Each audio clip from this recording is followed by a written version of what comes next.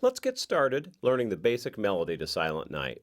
Now, what we're going to be working through in this one is the traditional chord change lead sheet. Again, there were two of them that you should have gotten off of the DVD. One of them says traditional chord changes in the upper left-hand corner, and that's the one we'll be working from. All right. So what we're going to do in this style is play the melody with our right hand, and we tend to play the chords with our left hand in a very beginning way. Now we're going to be adding to that and mixing it up a little bit as we move on through the DVD. But for now, we're just talking about playing with our right hand. So let me just go ahead and march right through this melody. It starts on a G. Now I've moved my way up a keyboard a little bit. This is middle C. All right, so I'm in the octave above middle C right here. And maybe I should stop just a second. For those of you that have never read a note of music in your life, if you never had the "Every Good Boy Does Fine" and "Face" thing, if you remember that from high school choir or band or something like that, don't panic. And here's the reason. It's highly likely that you already know this tune. What you may not know about this tune is how to read it, or you may not know exactly what the notes are, but you know the song. You know that, Silent Night goes ba da da da da da da da da da da da da, right? You know the song. You could sing along with it. You just may not know how to read it very well. Well, the reason I'm saying that is take advantage of that knowledge and always let your ear be the guide as to what sounds the best to you, because that's really what's key in this thing. Our objective is not to read something perfectly, because that would sound very robotic. Instead, in this style, our objective is to interpret a little bit. So although we need the notes maybe to give us a guide, it's almost an outline or Cliff's Notes, if you will, when you read a melody line from a lead sheet like we are.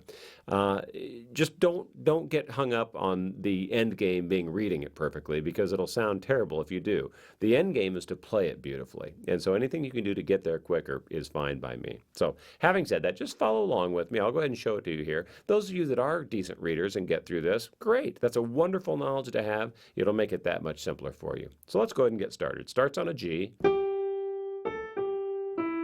Now this is going to be so obvious to you because you know the tune so well already.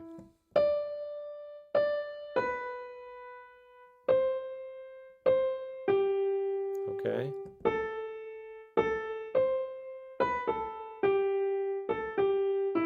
Now, those of you that are watching this and have a player piano are actually seeing the keys move up and down. It's going to make it even a little simpler.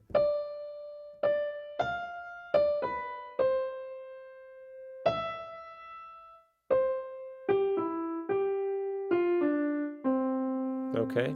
Now, a question may arise right off the bat of what finger should I use? Oh, Scott, let's talk about fingering. That was so important. I remember that when I took lessons as a kid, and I used to write little numbers above all of my notes, and it was so critical to get the fingering right.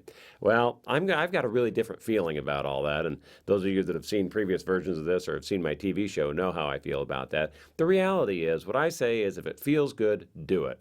Now, that sounds a little loosey-goosey, but the reality is, I don't know how long, and lithe your fingers are, how short and stubby your fingers are, or whatever. And even beyond that, we're probably going to start adding some second and third notes with our right hand, some chord tones in it. So don't get all hung up on having to finger it, just perfectly, because quite frankly, there isn't an absolute right or wrong way to do it. Now, having said that, logic will tell you that usually what you need to do is kind of look forward and keep yourself from running into a brick wall somewhere. And what I mean by that is, let's start at the beginning again. If I started, at the very beginning of the song with my thumb and went, well, then by now I'm already going to have to cross over. And you can do that. That's by crossing over. I mean, you take your finger and cross over your thumb, or your thumb will, if you're, either your thumb goes underneath like that, or you can cross over your thumb, like that. Crossover. Well, you can do that kind of naturally, but the reality is it's probably simpler in this one, so you don't have to cross over right at the beginning. Why don't you just scooch down a little bit and start it in your middle finger? Then you're kind of in the right place.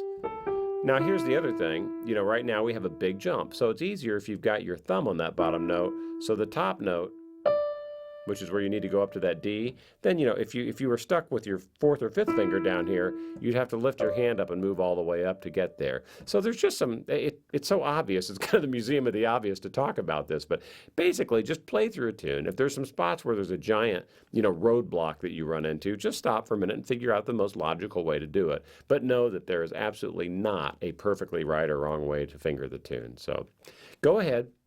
Play through that a few times and just get comfortable, knowing where the jumps are, those type of jumps where you're jumping from there, excuse me, that type of thing,